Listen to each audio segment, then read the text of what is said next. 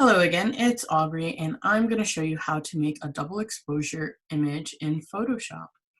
So in this folder here, I have three images that I had taken at different times. One is some art supplies, one's a picture of yours truly, and the other is a picture of the Great Ocean Road. So I've selected all three of these images, and I'm going to right click, and I'm going to open with Photoshop.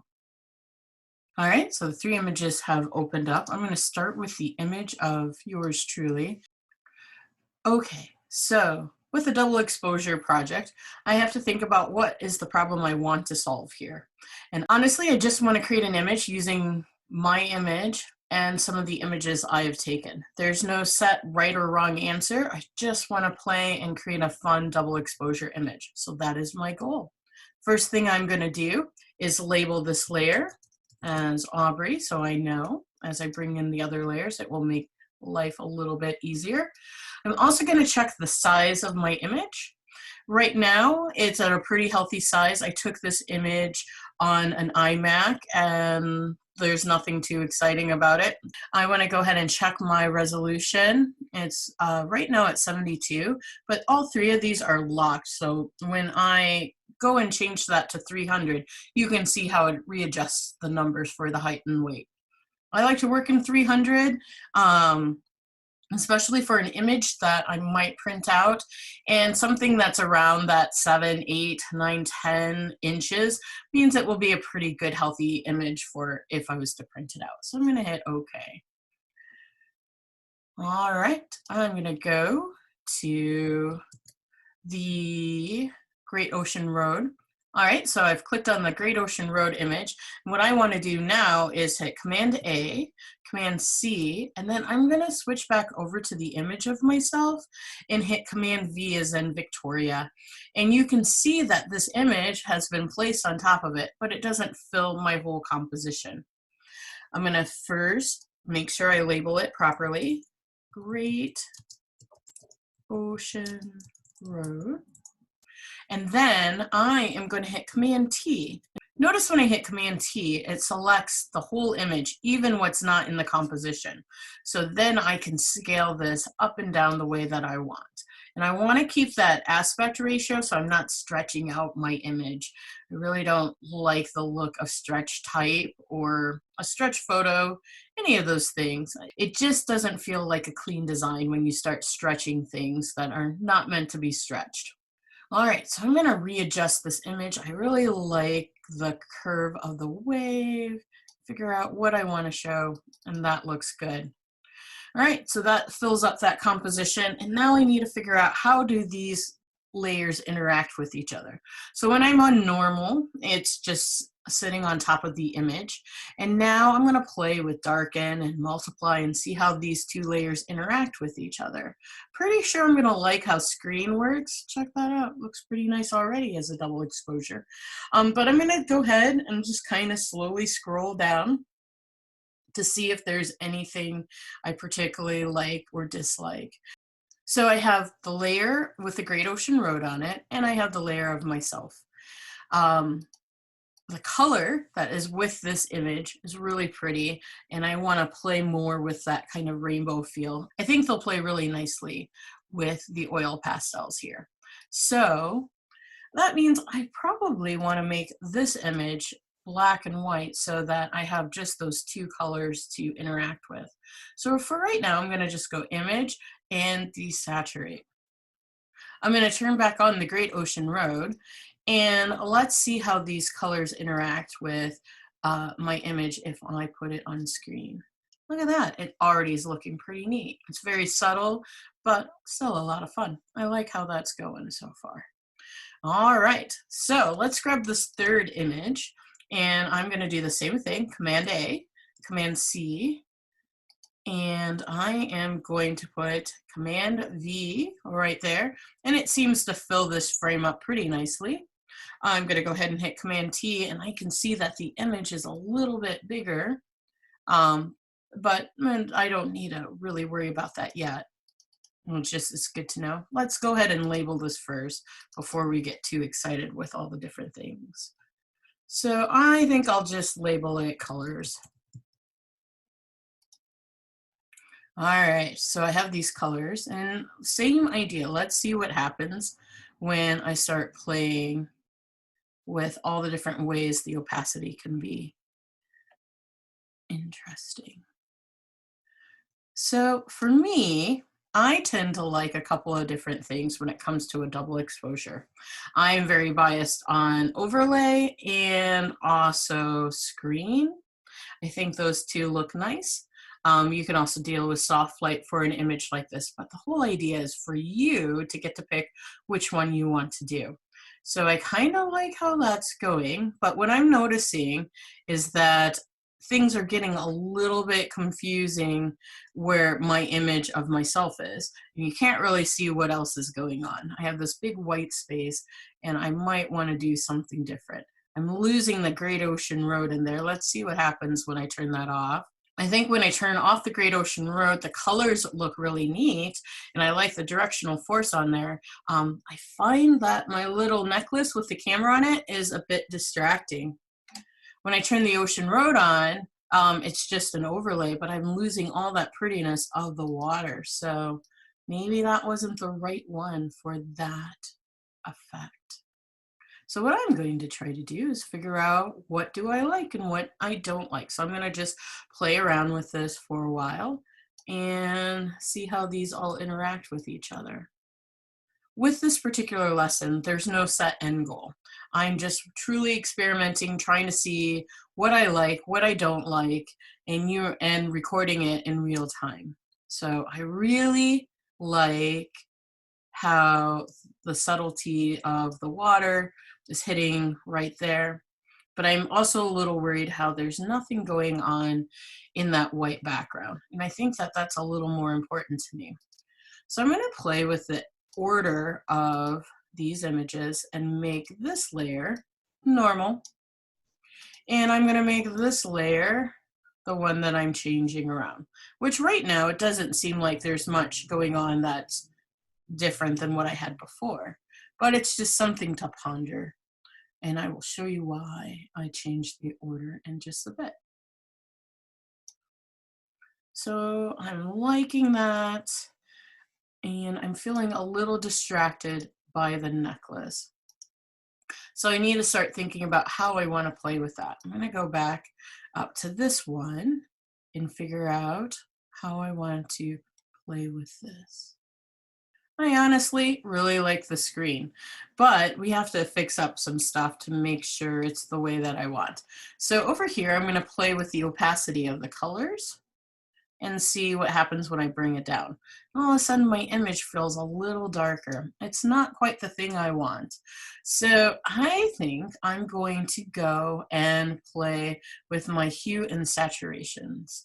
So right now my workspace is set up as a painting, and I'm going to switch it over to photography, and I'll get some windows that pop open where I can play with masking of different effects as if I was working with a photograph, which I am, but I'm going to be doing a little bit more manipulation. So here I'm going to click on levels, and what you'll notice is that not only did my levels pop up, but instead of it happening to the original image, I have a layer here that is basically a mask of levels. So then I can adjust how I want the levels to interact. So right now, this is affecting the image of myself and the Great Ocean Road image, which is fine. I kind of like how that's working. Oh, that looks better. I just felt like the image was a little too dark, and I have some good contrast in there, but I wanted to just bring that out a bit. All right, so that looks pretty good. The nice thing about working with a mask is you're not doing any damage to it. I can move these up and adjust them to different ways. Basically, the mask is its own layer. So right now the mask is going right there.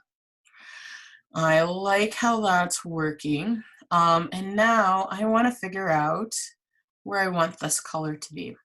So I'm going to mask the color. Down here, I have this box that means add a layer mask. And when I do it, when I have the image selected, it combines onto that layer.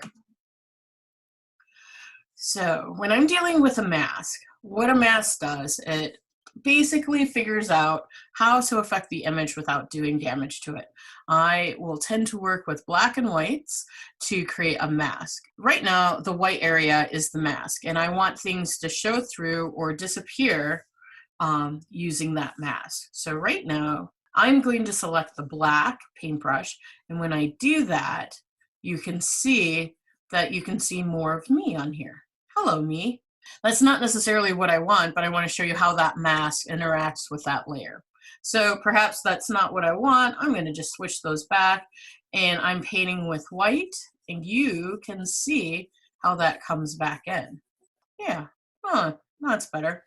I also could just hit Command Z and it would undo those things too.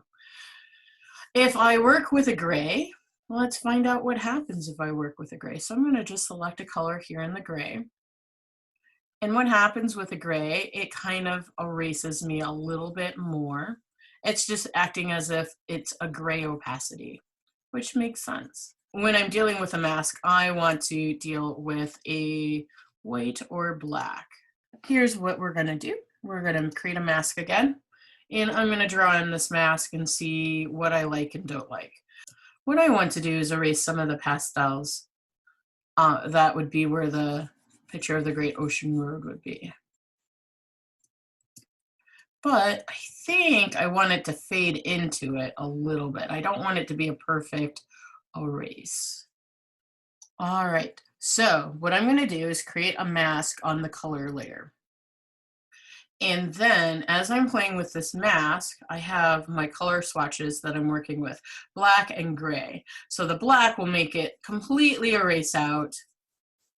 And if I use the gray, where I'll switch these over, it will just erase partially. Now there's multiple ways I could do this. I'm just going to play and experiment on which one I want. You can see the image over here on what's happening to the mask, so I can bring things back and forth. I'm gonna probably start off with the black, and I'm going to erase in big strokes, I think just on this angle here. That looks good. Oops, that one's not good. Let me prove my point on what happens with masking. So I made a line I don't like. I just want to bring that back in. I switched it to white, and so I'll just stick with black and white. So I drew that with the black. Switch this back over to the white, and you can see how that comes back in. So I am going to bring the opacity down, I think, just a little bit. Fill this in. And I could use a gray paintbrush too, but I just want to see where that goes. I really want to make sure I still get to see where it says blue. Like I said, I'm just experimenting. So as I experiment, I think I'm going to go with a dark gray and just erase a little bit there. I like that. Get a little bit of that rainbow there. And I'm going to draw a line there where you can see a little bit more of me, and maybe a little bit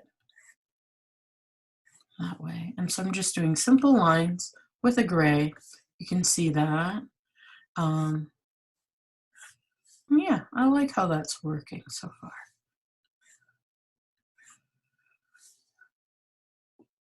So far, so good. All right, when you're working on something and you like it, before you go too far, you want to save. So I'm going to go ahead and save this as Aubrey double exposure. And it's going to save it as a Photoshop file.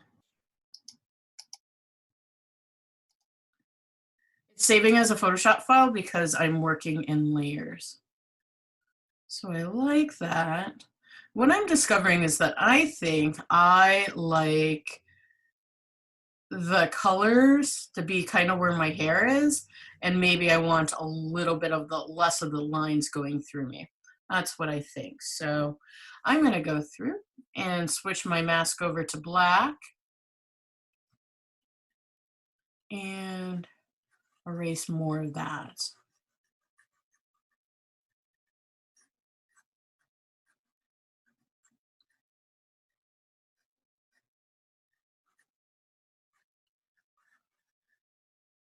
That's looking a little too much like a hat. I want it to blend in. There we go. I like that. Maybe a little white to bring some of that back in.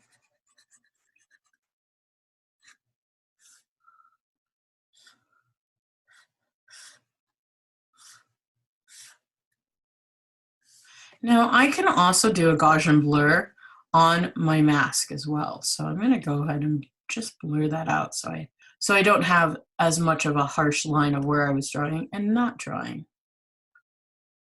I like where that's going. I feel like the necklace is a little distracting and I am missing part of the waves there. So I am going to work on a mask on the image of me. So I've selected my image and now I'm gonna draw a mask on that. So make sure I'm on black and I'm gonna go ahead and see what shows and doesn't show. All right, so I have this double exposure going on pretty good so far, but what I'm worried about is that where I have played with my levels, that it's not going to really work well for both the Great Ocean Road image and my image. So what I'm going to do is get rid of that mask for right now. And if I decide I want to bring it back after I play a little bit more, I can.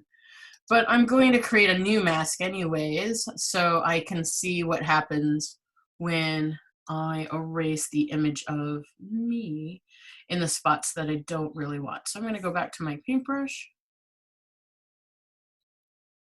and already I'm liking this a lot better. But I don't want to erase all of me, but I can see what's going on here. So what I think I'm going to do is play with a gray this time. Right now I'm using a gray. The other thing I can do is play with the opacity up here on my paintbrush so I can blend in more of the colors I do and don't want. I'm liking how that's looking, so let's see where we can go. I need to bring back in a little bit more of my face. So I'm going to go ahead and select this mask.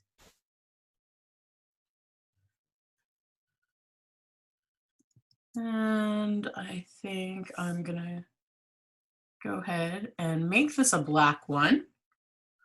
And then this time I'm going to play with the opacity. And what will happen when I play with the opacity is as I keep going over and over and over again, you can see how there's a little bit more of me showing through. It's still doing the same thing as before, but now I'm basically carving it out.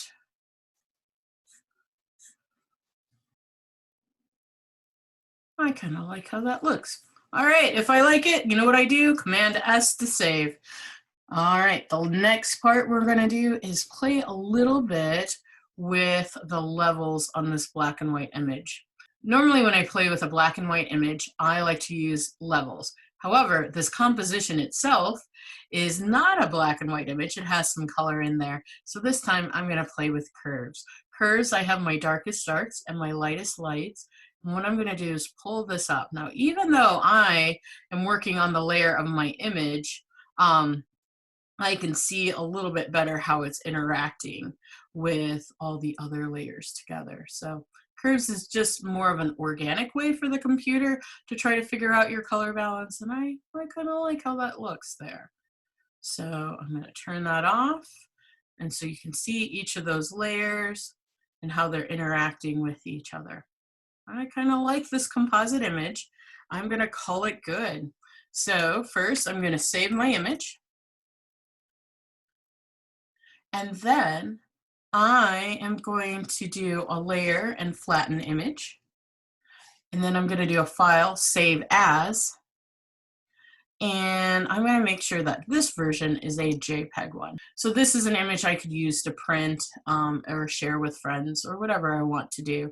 But I still have the Photoshop file with all the layers on it, as well as the original versions of all of those photos. So once again, I want to make sure that it's at a quality of 12, a baseline is optimized, and I am going to say OK. So there you have it. This is just one of many ways to do a double exposure. Technically, this would be a triple exposure. So the extra one is a bonus for you. I hope you enjoyed this lesson. I hope you also have fun making some fantastic mistakes and trying to figure out what looks good and what doesn't. And yeah, have fun with it before getting all serious into Photoshop. Play around with masks, see how they work for you. This is just a quick generic way to do it for a double exposure, and later on I'll show you how to make ones for specific needs. Have a good one. Thank you for watching. Bye.